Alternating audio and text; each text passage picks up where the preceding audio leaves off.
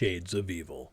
The party cautiously approached the entrance of the summoning chamber, their eyes widening as they beheld the enormous space within. The cavernous room stretched upward, its ceiling disappearing into the shadows above. At the center of an ominous pentagram, perched atop a macabre pile of bones, sat the imposing bat demon. Their group's collective gaze was drawn to the 5 points of the pentagram, where the lifeless bodies of children lay, their blood drained in a gruesome ritual. Retreating from the chamber's entrance, the party huddled together to discuss their next move. Unbeknownst to them, the bat demon's keen hearing allowed him to eavesdrop on their conversation. Seizing the opportunity, the demon initiated a parley with the group, engaging them in a philosophical debate about the nature of evil. He argued that his actions, though horrific, served a greater purpose. By eliminating these children, he claimed to be preventing the rise of future Sathmog cultists, thereby protecting the Misty Vale from a far more insidious threat. After an intense dialogue with the demon, the party decided to retreat from the cellar. Their plan was to block the entrance and set fire to the cabin above.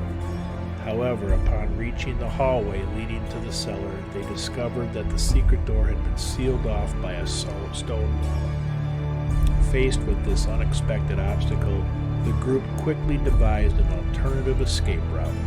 As they searched for a way out, they stumbled upon the bottom of the well in a nearby pool. Simultaneously, the deceased children from the pentagram rose as undead creatures and began to attack. In a moment of quick thinking, White Fang shot an arrow at the bucket perched on the well's lip, causing it to plummet into the water below, bringing its rope with it. Orla grabbed Rena and swam to the center of the pool, attempting to climb the rope. Their efforts were unsuccessful, and they fell back into the water, struggling to stay afloat. The rest of the party continued to battle the undead children as the bat demon Varrock joined the fray. Throughout the fight, the demon persisted in his philosophical discourse, expounding on the true nature of evil and the dark machinations of Sathmog and the Misty Vale. Eventually, the party managed to defeat the undead children and climb the rope to safety. Once out of the cavern, the group decided to follow the cart path into the swamp. However, this route only led them deeper into the wilderness, taking them further from their intended destination, Rena's farm. Realizing their mistake, they returned to the cabin, gathered their supplies, divided some newfound treasure, and set out southwest towards Rena's farm. Upon reuniting Rena with her parents, the group formulated a plan to use Nightwalker the Wolf as a scout to track the movements of the Candyman and his female companion.